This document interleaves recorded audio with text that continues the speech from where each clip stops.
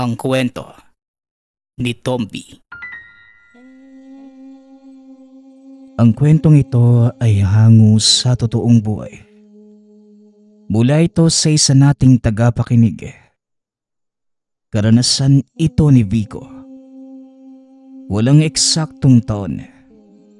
Probinsya ng Cebu. Mabuti naman at nakauwi ka na, iho. Pero sino itong kasama mo? Magandang hapon po, Lolo. Siya nga pala si... Ako nga po pala si Andres, kasamahan ni Vico. Tama po, Lolo. Kasamahan ko po siya. Nasaan po pala si tatay?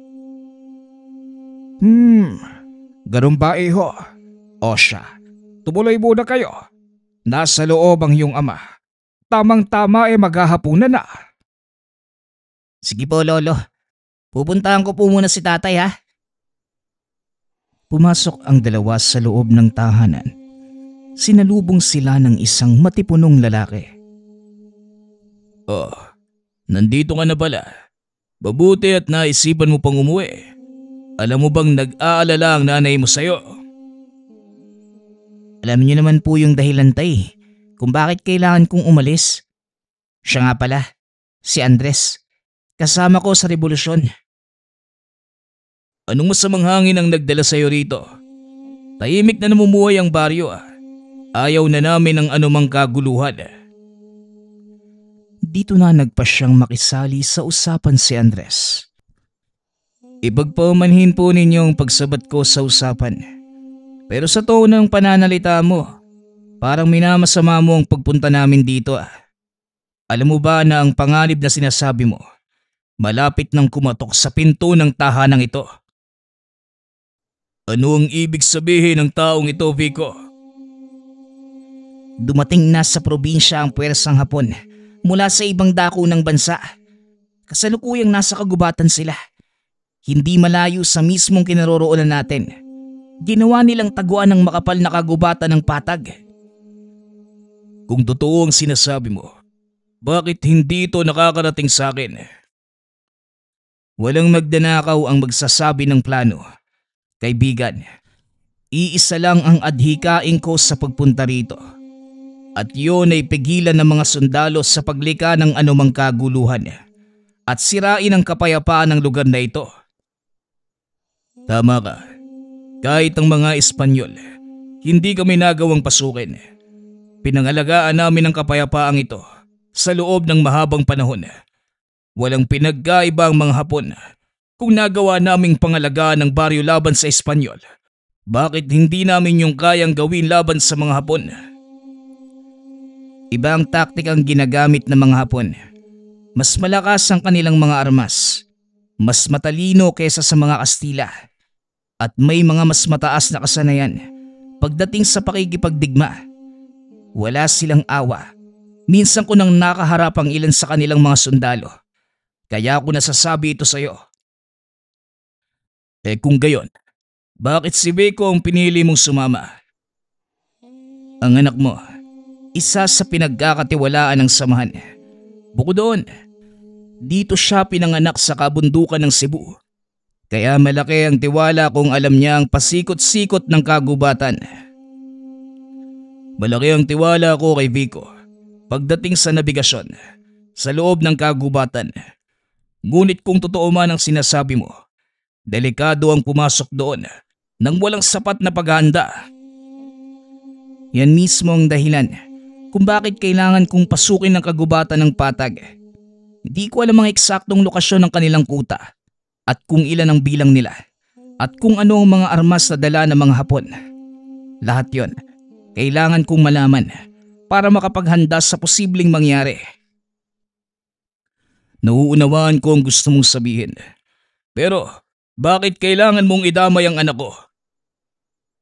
Tatay, sarili kong kagustuhan ang samahan sa loob ng kagubatan si Andres. Kaya wag mo siyang sisihin. Pasya ko ang sumali sa revolusyon at bahagi ito ng aking tungkulin bilang sundalo ng ating bayan. Sundalo? Nadidinig mo ba ang sinasabi mo, Vico? Hindi ka sundalo. Ni hindi ka nga kilala ng gobyerno na naglilingkod kayo sa kanila. Ang tingin nila sa inyo mga tau-tauhan, mga manika na sa oras na wala ng pakinabang, idedispatcha sa tabi. Mababaon sa limot, hindi lang ang katawang lupa. Kailanman, hindi tayo kikilalanin ng pamahalang ito. Mga gerilya tayo, Vico, hindi mga sundalo. Sana lang yan ang tatandaan mo. Gerilya sa tingin ng mga taong nakasuot ng uniforme. Pero para sa kapwa nating magsasaka, tayo'y mga bayani. Hindi ko maunawaan kung bakit ko nadidinig ang lahat ng ito sa'yo, Tay. Nasaan yung alab ng pakikibaka sa puso mo? Isa ka sa mga taong naging katuwang ni Kapitan sa pakikipaglaban sa mga Kastila. Pero bakit parang naduduwag ka? Wala kang karapatang pagsalitaan ng ganyan ng iyong ama, Vico. Hindi naduduwag ang tatay mo, kundi nag-aalala. Unawain mong mabuti ang kanyang mga salita. Oo, Tay. Alam kong nag-aalala kayo. Natatakot din naman ako eh. Pero kailangang maging matatag. Kayo ang nagturo nito sa akin, hindi ba? Tinuruan kitang maging matapang. Hindi para magpatiwakal, kundi para mabuhay. At yun mismo ang ginagawa ko, Tay. Lahat ng ito para sa bayan. Para sa kalayaang mabuhay ng payapa. Huwag kang mag-alala, Renante. Sinisiguro ko sa iyo ang kaligtasan ng anak mo. Paano naman akong magtitiwala sa taong hindi ko kilala? Sa kalagitnaan ng pag-uusap ng tatlo, pumasok ng tahanan si Tatang Juanito. Para sa iyong kaalaman, Renante, ang taong kausap mo, walang iba kundi si Supremo Andres. Hindi ba tama ko? Mukhang wala na akong maitatago. Tama ho kayo. Ako nga si Andres. Andres, ang taong tumawag sa hukbo ng mga demonyo para dalhin ang impyerno sa bakuran ng mga Kastila. Paanong buhay ka pa? Yan din ang katanungang hindi ko masasagot.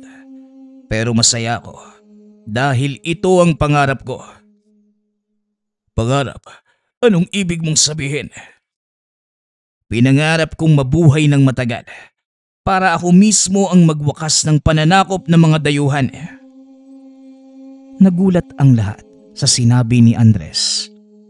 Paging si Renante, hindi makapaniwalang nasa harapan ang taong sa kwento lamang nadidinig. Sabihin mo sa akin kung ano ang may tutulong ko. So ngayon, wala pa kaibigan. Hindi namin kailangan ng maraming tao sa misyong ito. Mas maiging kami lamang ni Vico ang pumasok sa kagubatan. Kung ganon, aalalay lang kami dito sa baryo. Mag-aantay ng susunod na hakbang. Mas mainam kung mananatili tayong tahimik. Nang sa ganon, hindi mabisto ang mga plano ko. Sisimulan namin ni Vico ang misyon bukas ng umaga.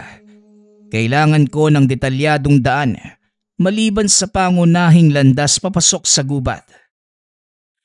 Ba ituturo na ni Vico ang daan sa'yo? Dito lumaki at nagkaisip ang batang yan. Kagaya ng sinabi ko, Supremo, kabisado ko ang lugar na ito na parang likod ng palad ko. Kaya wala kang dapat ipag-alala. Kung ganun, magpahinga na tayo ngayong gabi para makabawi ng lakas. Nang matapos ang pag-uusap, naghanda ng makakain si Tatang Juanito. Kaunting kwentuhan tungkol sa mga nangyari at kumustahan. Matapos nagpahinga na ang mga ito. Kinabukasan, maagang nagising ang binata at naghanda para sa kanilang misyon. Habang nag-aantay ito kay Andres, napatingin ito sa kabundukang nababalot ng makapal na hamog. Napakalamig din ng hangin ng mga sandaling yun. Ngunit isang kahina-hinalang tanawin ang nakaagaw ng pansin ng binata. Nasipat nito ang tila malaking siga sa gawing paanan ng mismong bundok na kanilang pupuntahan. Malapit ito sa talon Alam ni Vico na may mga kuwebang matatagpuan doon. Sa pag-aakalang natutulog pa si Andres, kinatok niya ito sa kubong tinutuluyan. Gising na ako, Vico. Bakit? Anong problema? Mukhang alam ko na kung saan naglulungga ang mga sundalong dayuhan supremo. Paano kang nakakasiguro? Sa gawing paanan ng bundok na yon, malapit sa talon, may ilang kuweba na maaaring magkanlong ng maraming tao. Medyo matarik din yung daan paakyat, kaya walang masyadong nagpupunta. Habang hinihintay ko kayo, nakita kong may liwanag na tila nagmumula sa siga. Hindi ako maaaring magkamali. May tao sa lugar na yon. Kung ganun, maghanda ka at yun ang una nating pupuntahan. Dali-daling nag-ayos ng kagamitan si Andres. Saktong paalis na sila nang lumabas ng kubo si Renante. Lalakad na ba kayo, Vico? Bakit hindi muna kayo mag-agahan? Hindi na, putay. Alam ko na kung saan maaaring nagtatago yung mga sundalong Hapon. Kailangan naming puntahan ang lugar sa lalong madaling panahon. O sige anak, mag-iingat kayo. Kung sakaling may mangyaring hindi maganda, alam mo na ang gagawin. Opo, tay. Ako na pong bahala. Tumuloy ang dalawa sa paglalakbay. Mahigit kalahating oras na lakaran bago narating ang ibabang bahagi ng nasabing talon. Kinailangan nilang umakyat sa mismong daluyan ng tubig para hindi sila mamataan ng mga kalaban kung sakaling may mga nagmamatiyag sa paligid. Ilang sandali pa, narating na mga ito ang isa sa mga yungib. Nakita ni Vico ang mga bakas ng sapatos. Positibo ang binata na pag-aari ng mga sundalo ang bakas na yun. Bago lamang ang mga ito at papunta sa iisang direksyon. Supremo, tinatayang nasa mahigit 30 katao ang nandito. Base na din sa mga naiwang bakas. Ito ang malaking pagkakamali ng mga Hapon. Masyado silang kampante na hindi matutuntun yung kanilang kinaroroonan. Sundan natin ang mga bakas. Nang malaman natin kung alin sa mga kuwebang yan ang kanilang pinagtataguan. Hindi na kailangan, Supremo. Alam ko kung saan sila eksaktong nakahimpil. Isang kuweba lang ang maaaring magkanlong ng napakadaming tao. Muling umakyat sa bandang tuktok ang dalawa. Dito, nakita nila ang malaking tumpok ng sinindihang kahoy. May ilang nakabantay na sundalo. Ngunit ang nakakapagtaka, halos walang armas ang mga ito. Hindi sila nahirapang marating ang mismong lugar. Teka, Supremo, parang may mali. Bakit walang patibong sa paligid? Maaring nakampante ang mga Hapon na walang susugod sa kanila sa lugar na ito. Kaya hindi nila kailangang maglatag ng mga patibong. Dito ka lang, Vico.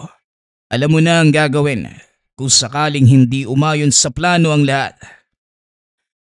Malinaw, Supremo.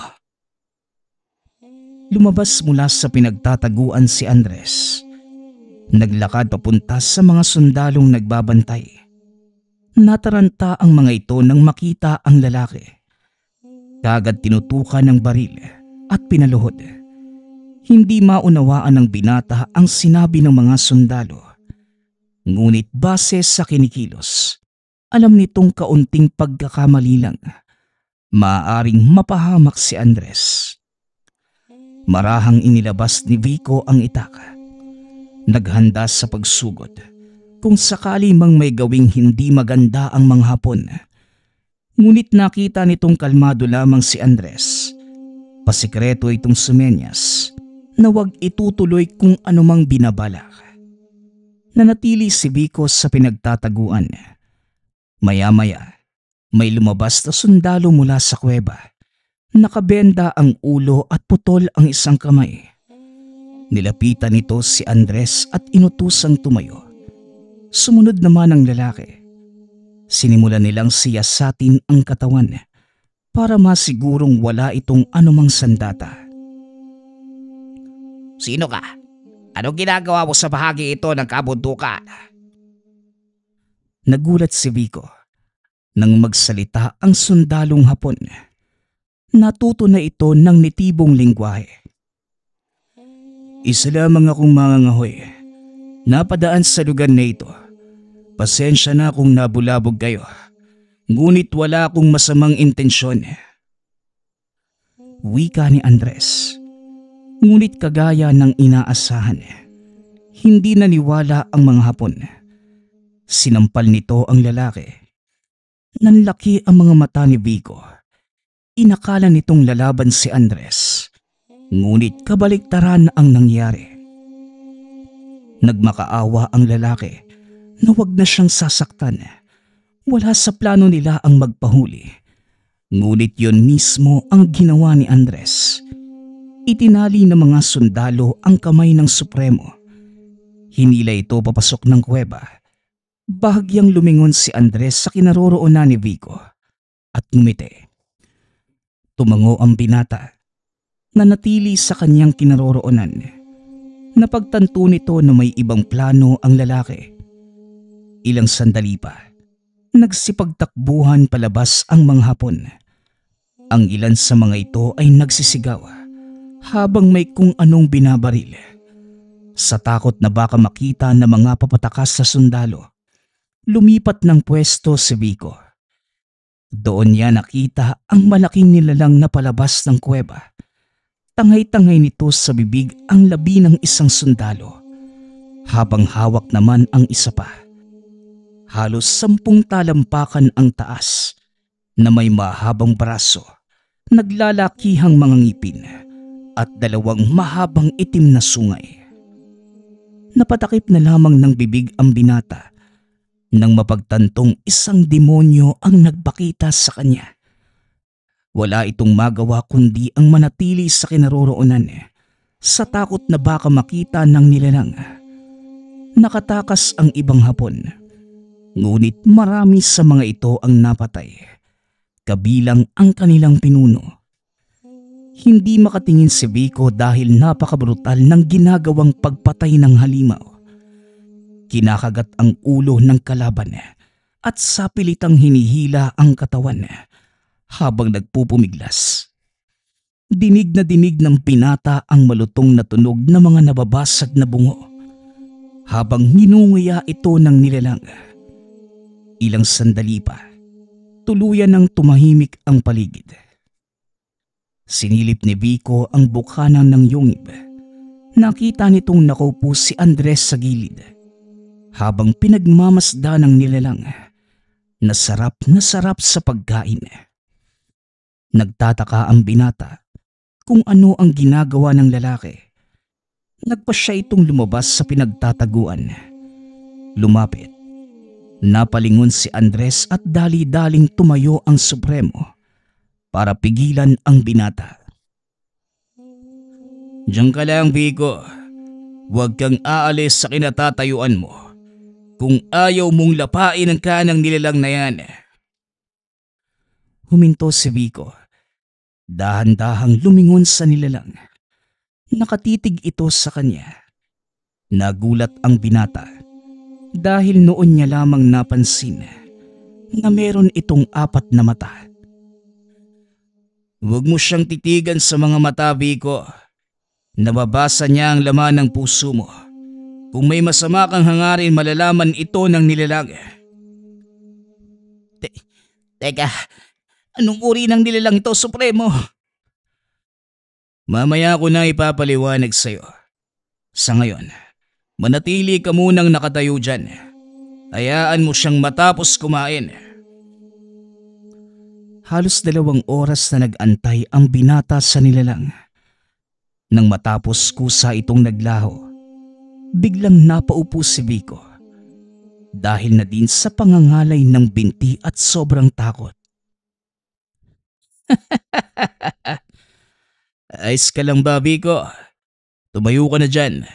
Babalik na tayo sa baryo. Tapos na ang misyon natin dito. Sandali lang, Supremo. Hindi niyo pa sinasabi sa akin kung anong uri ng nilalang ang nakita ko at saan ito nanggaling. O sige, total nagawa na din naman natin ang dapat gawin. Magpahinga na muna tayo. Sasabihin ko sa'yo kung ano ang nilalang na yun at saan ang galing. Pinaliwanag nito kay Vico ang mga nangyari. Ang nilalang na yun, isa sa mga halimaw na naninirahan sa lugar.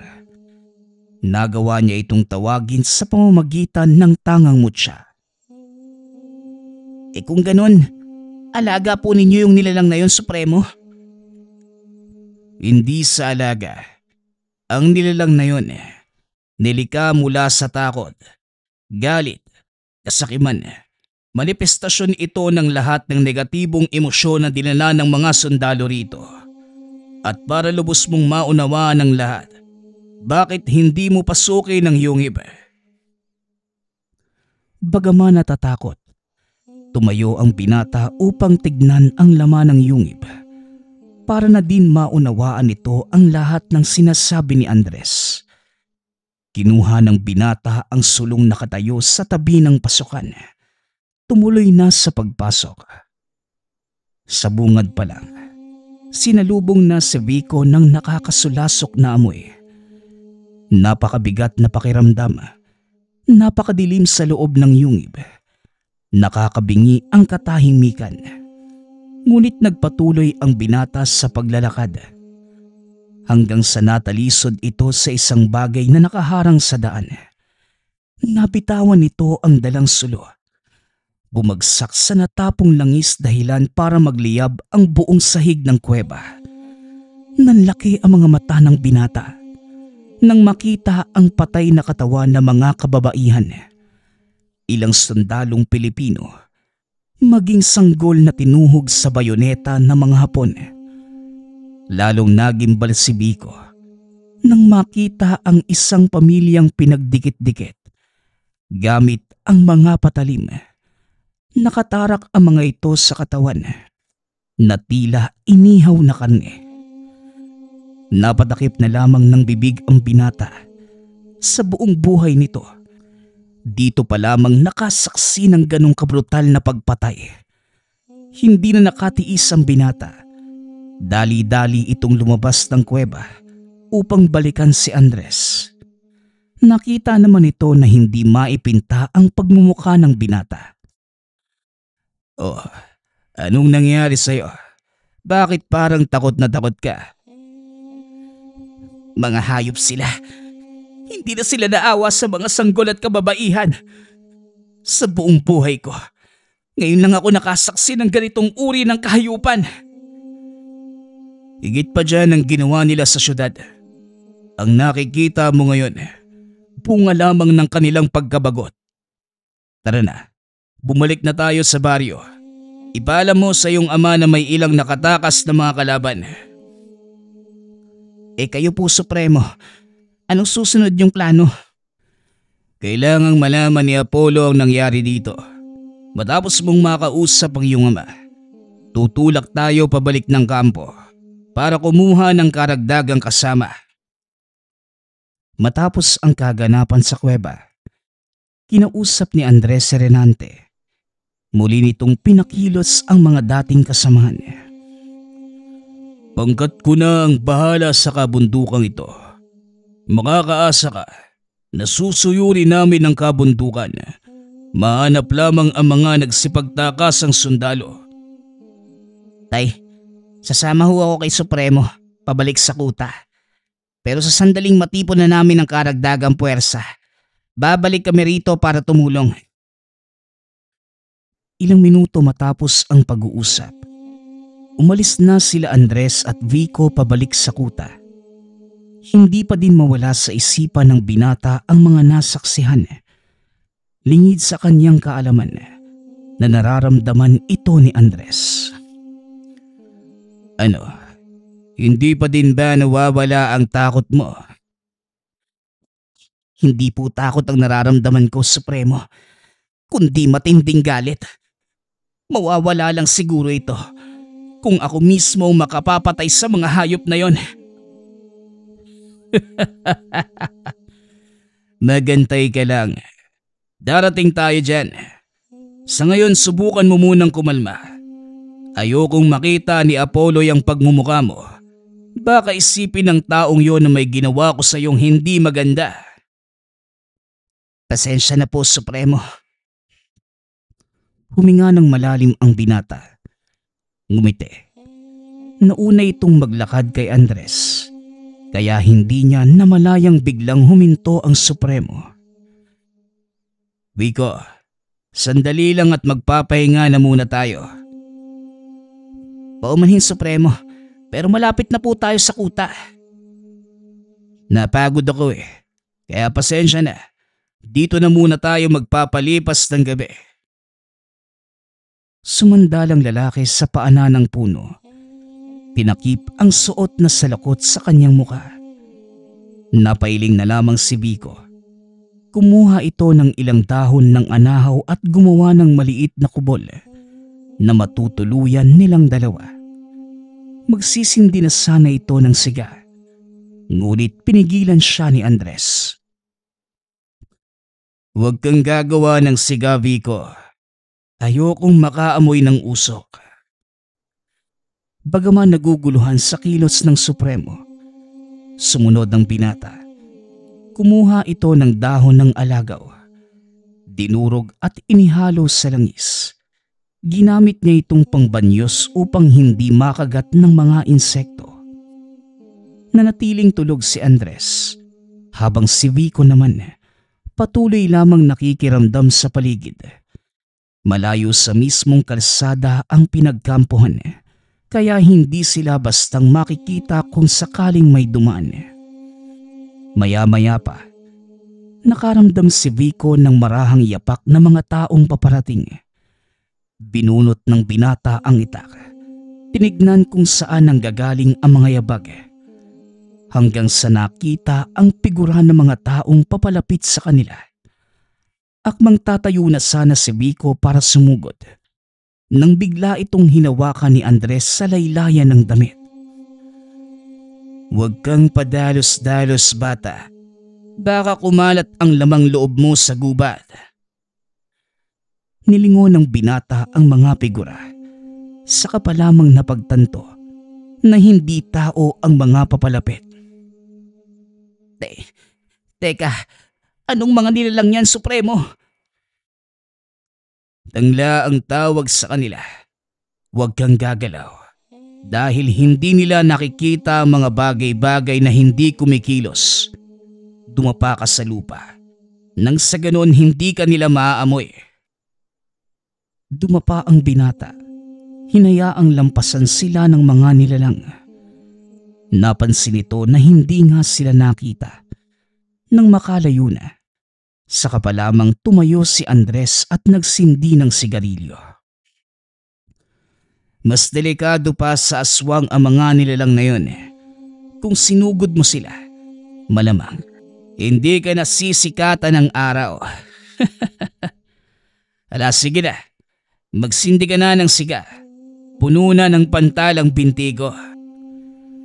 Matapos yun, muling bumalik sa pagtulog si Andres. Gayon din si Vico. Kinabukasan, nagpatuloy ang mga ito sa paglalakad. Hanggang sa makarating sila sa mismong kuta. Kinausap ni Andres si Apollo. Dali-dali itong nagpatawag ng pagpupulong. Mula sa malalayong lugar ang ilang kasapi. Kaya hinintay muna nila ang mga ito. Gabi na nang makapagsimula sa pag-uusap. Nagpasya si Vico na wag nang sumali. Alam niya ang detalye ng susunod na misyon. Pinagpahinga din ito ni Andres. Alam niyang matinding pagod ang pinagdaanan ng binata. Kinabukasan, paglabas ng kubo, nakita nitong nakahanda na ang mga tauhan ni Andres. Hinanap ni Vico ang lalaki. Natagpuan niya itong nakikipag-usap kay Apollo. Oh, nandito na pala yung bagong alalay mo . Kumusta, Vico? Nakapagpahinga ka ba ng maayos? Opo, Senyor. Supremo, Sila ba yung kasama sa atin pabalik sa patag? Oo, sila nga ang sasama sa atin. Magsisilbing bantay sa paligid ng baryo. Dahil sa nangyari, siguradong gutom ang inabot na mga yun. Sasalakayin nila ang pinakamalapit na pamayanan. Paniguradong marami ang mapapahamak pag nagkataon. Yan din po ang iniisip ko. Pero sa kasalukuyan nilang bilang, mahihirapan silang pasukin ang baryong pinamumunuan ng tatay ko. Huwag kang magpakampante. Tuso ang mga Hapon, Vico. Kahit kakaunti ang bilang nila, nagagawa nilang wasaki ng isang buong baryo. Hindi ko pa nagawang makipagsagupaan sa kanila. Nagsilbi lamang akong tagamanman noong nadistino ako sa syudad. Pwes, ngayon mo mararanasang makipaglaban sa mga sundalong Hapon kung sakali. At babalaan na kita, Vico. Mas malakas ang pagnanais nilang magtagumpay at makaligtas dahil nasa bingit na sila ng pagkatalo. Nauunawaan ko, Supremo. Dahil kung ako ang nasa kalagayan nila, gagawin ko din ang lahat para makabalik sa lupa kong pinagmulan. Mabuti naman kung ganun. Maghanda ka na. Pagkagat ng dilim, lalakad na tayo. Hinangaan ng husto ni Vico ang kakaibang pag-iisip ni Andres. Napagtanto din ng binata ang dahilan kung bakit siya kinilalang supremo ng kilusan. Nakatingin lamang si Vico sa kanya habang nagpapaliwanag ito sa mga tauhan. Laking gulat ng binata nang bigla siyang tapikin ni Apollo sa balikat. O ngayon, nakilala mo na ng husto si Andres. Anong masasabi mo? Kayo po pala, senyor. Sa totoo lang po, hindi pa ganong kalalim yung pagkakakilala ko kay Supremo. Marami pa akong hindi alam tungkol sa kanya. At siguro, mas mabuti nang manatiling ganon. Tama ka. Masalimuot yung buhay ng taong yan. Iba yung kinalakihan niyang mundo. Nagkamalay si Andres sa isang pamayanang nababalot ng karahasan. Ito yung naging dahilan kung bakit naging matatag siya at naging isang mahusay na pinuno. May kakaibang kakayanan si Supremo, no? Nasaksihan ko mismo kung paano niya itong ginamit. Pero ang hindi ko maintindihan, saan nanggagaling yung kakayanan yun?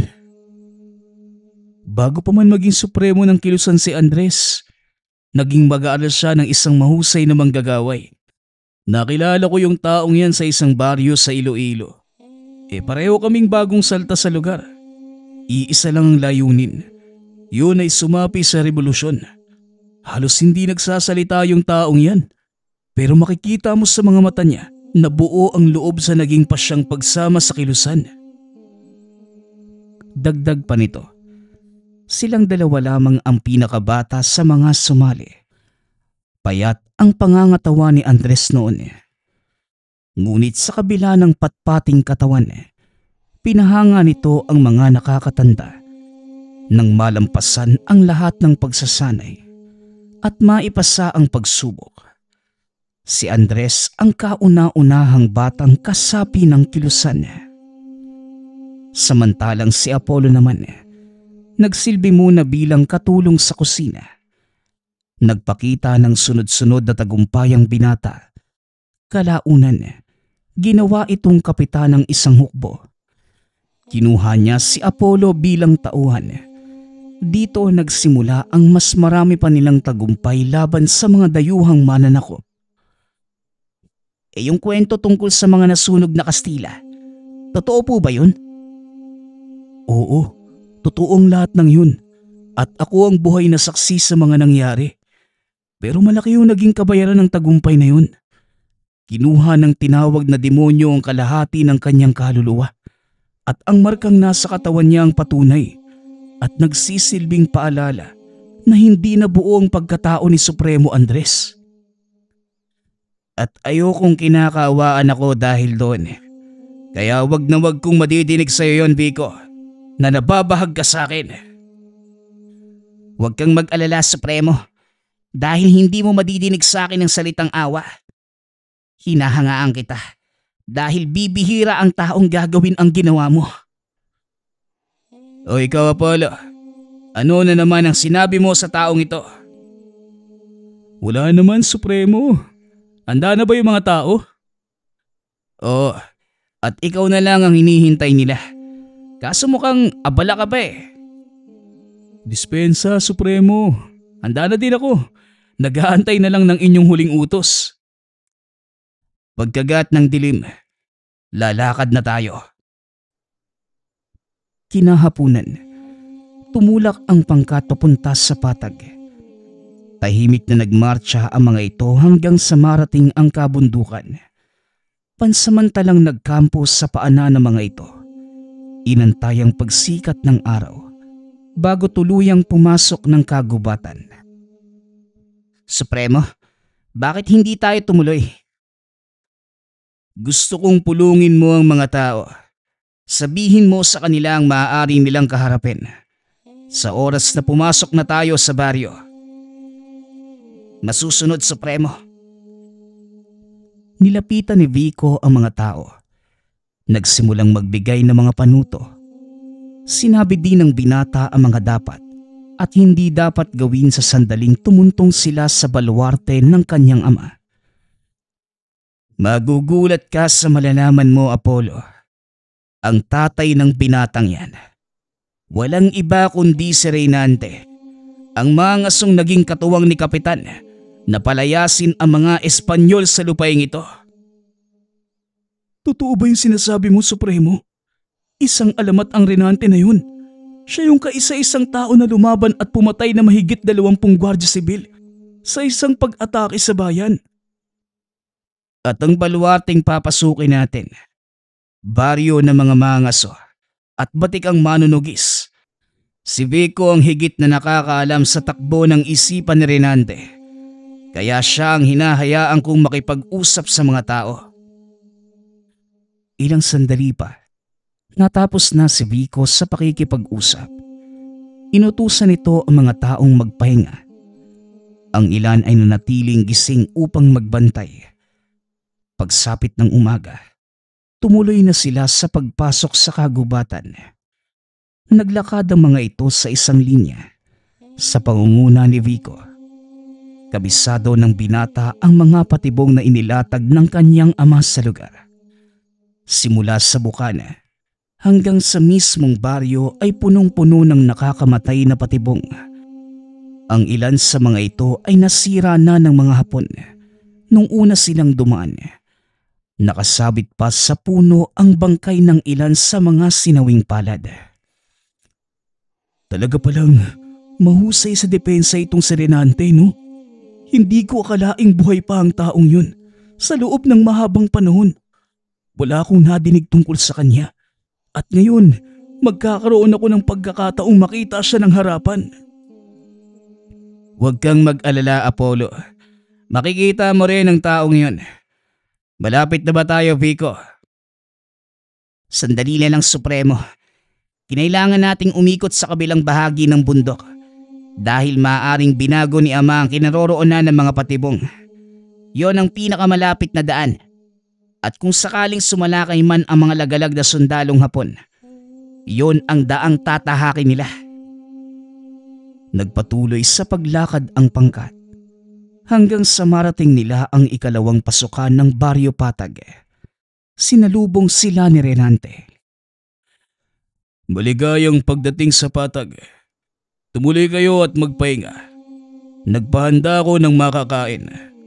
Nangaso ang mga kasamahan ko bilang paghahanda sa inyong pagdating. Maraming salamat, Reynante. Mga kasama, magpahinga na muna tayo. Mamaya, ilalatag na ang inyong mga tungkulin. Masayang nagkainan ang mga sundalo habang sina Andres at Apollo kinausap ng masinsinan sina Reynante at Vico. Kagaya ng inaasahan, natulala si Apollo nang makita si Reynante. Supremo, anong nangyari sa kasama mo? Bakit parang nakakita ng multo? Siya nga pala, ipinapakilala ko sa iyo, Renante. Si Apollo. Siya ang bise-kapitan ng aking pangkat. Isa sa mga tagahanga mo. Tagahanga? Hindi ko alam na may tagahanga pala ang isang pusakal na kagaya ko. Pusakal? Kung ganon, ikaw lang ang pusakal na naging daan para mapalaya ang dalawang bayan. Bueno, isang tabi na muna natin ang mga papuri sa isa't isa. May mas mahalagang bagay tayong tatalakayin. Renante, may nangyari ba simula nang umalis kami ni Vico? Wala namang kaming namataang pagkilos o anumang aktibidad. Baliban na lang sa sunog na gawa ng ilang residente sa paligid. Mga residente? Ang akala ko ba ay wala ng tao sa paligid ng patag? Mula sila sa mga karatig baryo. Hindi mo rin masisisi ang mga yon. Dahil sa digmaan, marami ang nagugutom at tanging ang gubat lang ang kanilang maaasahan para mabuhay. Habang nag-uusap ang grupo, dumating ang isa sa mga tauhan ni Renante. Nakatalaga ito sa pagmamatiyag sa kagubatan. Ayon sa kawal, panibagong pangkat na mga sundalong Hapon ang dumating mula sa kanluran.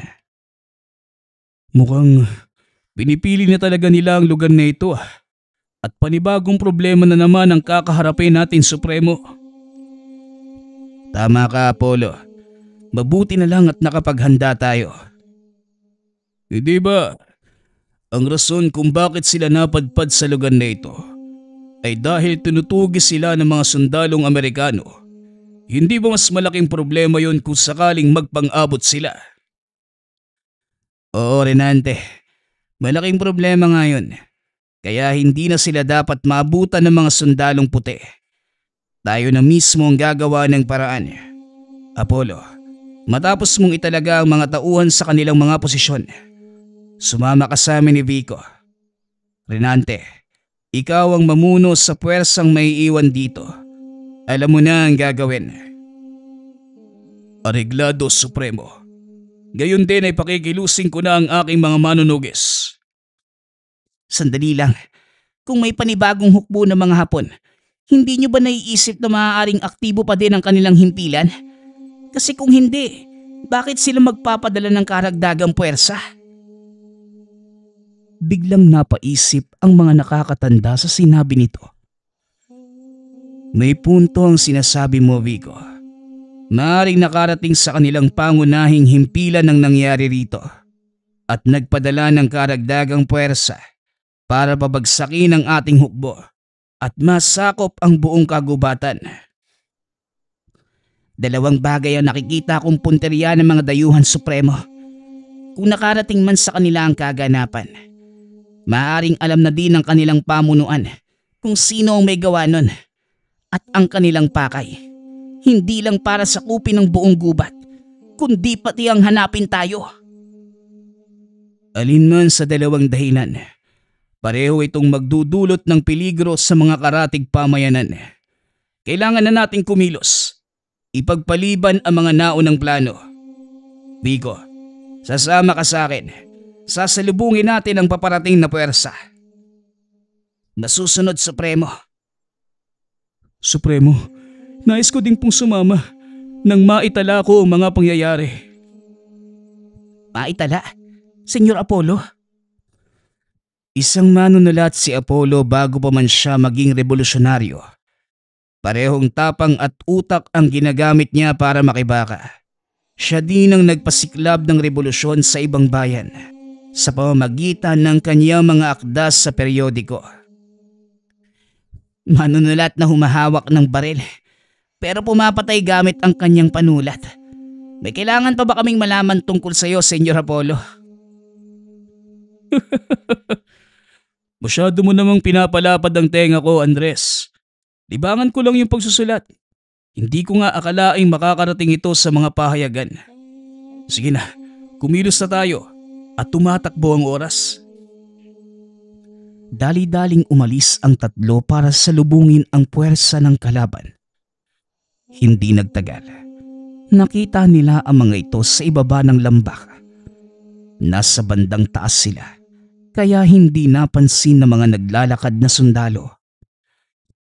Base sa kanilang ayos, hindi sila yung mga tipo ng sundalong tumatakas mula sa mga kalaban. Tignan mo, matataas na kalibre ng armas ang dala nila. Sigurado kong ang mga kahon na yan, pampasabog. Isa lang ang ibig sabihin nito. Tama nga ang sinabi mo, Vico. Ngayon ang kailangan nating gawin, humuli ng isa sa kanila para makapiga tayo ng impormasyon. Pero teka, sino sa inyo ang marunong ng kanilang salita? Ipaubaya mo na sa akin ang pagtatanong. O sige, kung ganun, tayo na Vico. Gusto kong makita ang husay mo sa pagtugis. Ngayon ka magpakitang gilas sa akin. Areglado, Supremo. Dali-daling tumayo ang binata. Tumakbo pababa ng lambak. Sinundan naman ito ng dalawa. Ngunit nakadistansya ang mga ito para hindi mamataan ng mga kalaban ang kanilang mga kilos. Mabilis na narating ni Vico ang kinaroroonan ng mga sundalo. Inilabas nito ang kanyang sumpit na may mga balang pampatulog. Tinira ang isa sa mga pinuno. Noong una ay tila wala itong naramdaman. Ngunit makalipas ang ilang minuto, bumagsak ito. Ito ang nagsilbing pagkakataon para kay Andres. Palihim nitong hinila ang ilang sundalo papunta sa sukal. Hindi alam ng mga kalaban kung sino ang umaatake at saan ito nagmumula. At dahil nabulabog, walang tigil na nagpaputok ang mga sundalong Hapon. Ngunit hindi nila alam kung saan naroroon ang mga kalaban. Huwag nyo nang pag-aksayahan ang pagod ng mga yan. Vico, siguraduhin mo ang kaligtasan ng opisyal na tinira mo ng sumpet. Kailangan natin siya ng buhay. Ako nang bahala sa mga natitirang sundalo. Wika ni Andres. Nakita ni Vico ang kakaibang ngiti sa mukha ng Supremo. Naglakad ito palapit sa mga sundalo. Natahimik ang lahat nang makita ang lalaki. Tinutukan nila ng baril si Andres. Binala ang wag lalapit. Ngunit hindi ito nagpatinag. Hawak-hawak nito ang mutya habang may kung anong ibinubulong. Maya-maya pa, biglang nagdilim ang paligid. Tinakpa ni Apollo ang mga mata ni Vico. Bakit, senyor? Ano ho bang nangyayari? Mas makakabuti kung hindi mo na makikita ang magaganap. Baka hindi kayanin ng sikmura mo eh. Marami na ho akong nasaksihang patayan. At ako mismo, maraming buhay ang nasawi sa aking baril. Marami na ding ulo ang dinurog nito. Kaya ano pa bang hindi kakayanin ng sikmura ko? Magtiwala ka sa akin, Vico. Hindi ito ang tanawing gugustuhin mong makita. Ngunit pilit tinanggal ni Vico ang kamay ni Apollo. Wala na itong nagawa pa, kundi hayaan itong makita ang gagawin ni Andres. Nanlaki ang mga mata ng binata nang makita ang isang munting nilalang na paikot-ikot sa mga sundalo. Ano namang nakakatakot sa nilalang na yan? Manood ka, Vico. Huwag mong malitin yung nilalang na yan. Nakakatuwa man siyang tignan, pero huwag kang magkakamali. Habang itinuturo ang nilalang na bumubulusok papunta sa mga sundalo, bigla itong naglaho. Napasigaw ang mga sundalong Hapon. Unti-unting namilipit sa sakit.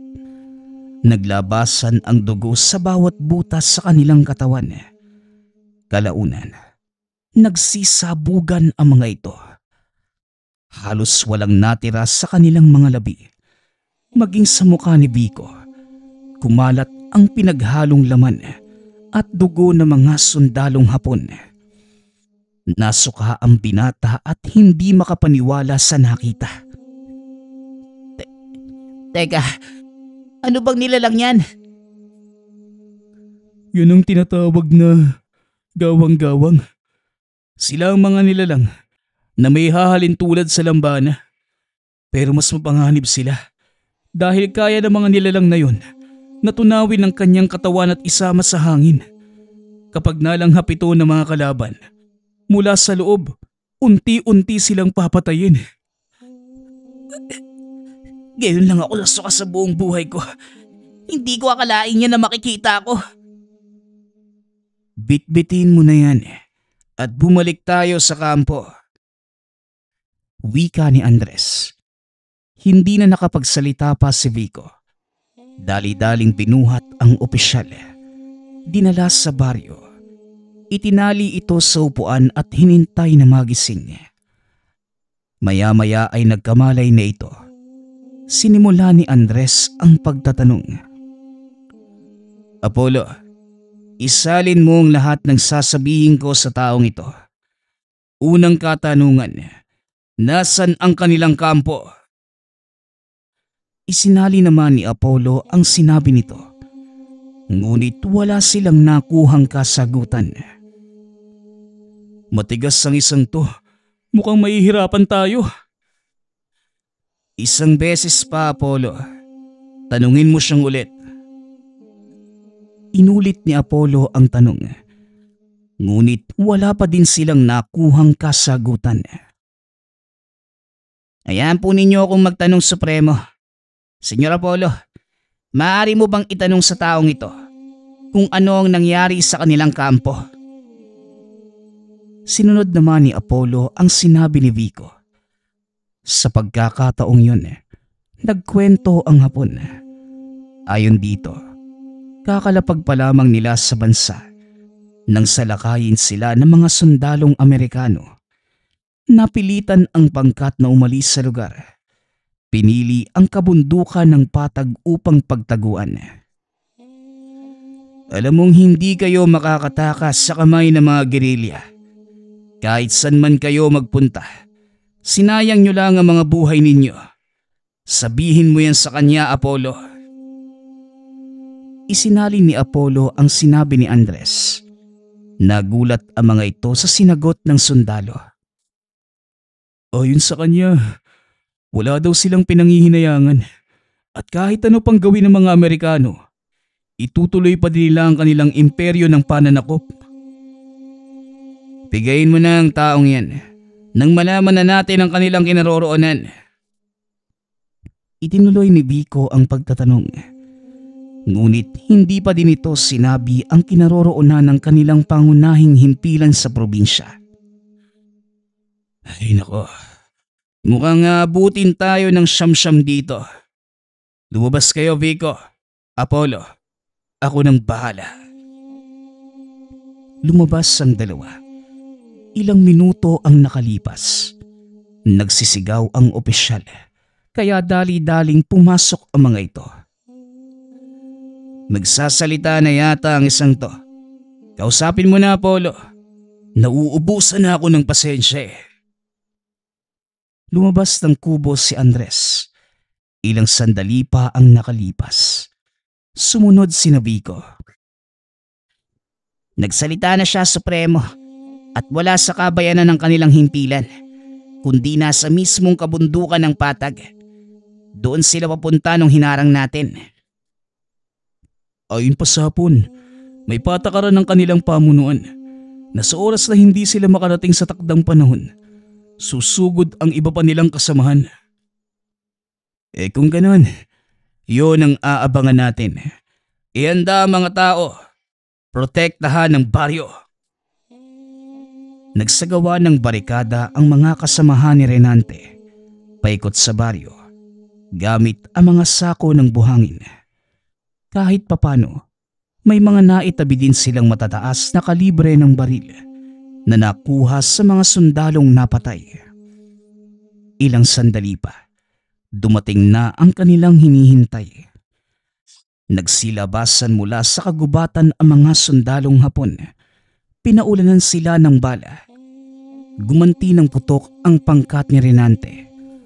Samantalang si Andres naman at ang ilan sa mga tauhan sumugod mula sa likod. Kasama nito sina Vico at Apollo. Nakikita nilang walang laban ang kanilang pinagsamang puwersa sa isang buong batalyon ng mga Hapon. Hindi ko na paaabutin pa sa bayan ang alingaw-ngaw na mga putok ng baril mula sa lugar na ito. Tumayo si Andres. Hinawakan ang kanyang mutya.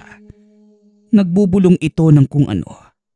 At habang ginagawa yon, ipinapaliwanag ni Apollo kay Vico ang tungkol sa hawak nitong gamit. Ayon kay Apollo, ang mutsyang tanga nito ay tinatawag na ngipin ng demonyo. May kakayanan itong tumawag ng mga nilalang at mapasunod ang kanyang mga utos. Lumabas mula sa ilalim ng lupa ang dalawang malalaking bulate. Gumapang ang mga ito papunta sa kinaroroonan ng mga Hapon. Pinagbabaril ng mga sundalo ang nilalang. Nadurog ang mga katawan at sa halip na mamatay, lalong dumarami at isa-isang pumapasok sa bunganga ng mga sundalong Hapon. Huminto sa pagkilos ang mga ito. Binunot ang kani-kanilang mga bayoneta. Kinitil ang mga buhay. Nakita ito ng mga kasamahan ni Andres. Nagtaka ang mga ito kung bakit ginawa yun ng mga kalaban. Mahirap na. Baka kung ano pa ang mangyari sa lugar na ito. Napakalayo sa bayan. Mahihirapan tayo sa pag-akyat ng mga materyales kung sakaling sumugod dito ang mga kasamahan nilang naka-aeroplano. Parang walang nangyari. Sana lang walang makaligtas sa kanila. Kung meron mang makaligtas, mas mabuti yun. Para malaman nilang walang sino man ang makakalupig sa atin. At kahit sino pa sila o ano pa ang dala nilang sandata. Nagsigawan ang mga tao. Ipinagdiwang ang tagumpay. Bilang pagbibigay galang sa mga sundalong Hapon, dinala nila ito sa isang bakanting lugar. Doon inalayan ng disenteng libing. Gumawa ng malaking watawat ng bansang Hapon ang mga kababaihan. Inilatag sa lupa kung saan nakalibing ang mga sundalo. Supremo, bakit po ninyo ginagawa to? Kalaban natin sila eh. Hindi nila kailangan ng formal na libing. Sa digmaan lang tayo nagkakalaban. Ngunit sa oras na hubarin nila ang kanilang mga uniforme, natatapos na ang kanilang tungkulin bilang isang sundalo. Limot na din ang kanilang galit. Hindi ko maintindihan, Supremo. Oo, Vico. Sundalo sila at tungkulin nilang sumunod sa utos. Ngunit sa sandaling hubarin na ang kanilang mga uniforme at mahimlay sa kanilang huling hantungan, malaya na sila at hindi nakalaban ang tingin sa kanila. Ito ang mga katagang patuloy na tinatandaan ni Vico. Kahit matapos pa ang digmaan, sumuko ang mga Hapon. Nagwakas ang mahabang digmaang sumira ng maraming buhay at ari-arian. Ngunit hindi kailanman malilimutan ng mga tao ang nangyari sa bundok na patag kung saan nasaksihan ang kapangyarihan ng agimat ni Andres. Nagpapasalamat nga pala ako sa lahat ng sumusuporta sa ating channel. Nawa ay patuloy niyong suportahan at pakinggan ang ating mga kwento. Hanggang sa muling pakikinig. Paalam.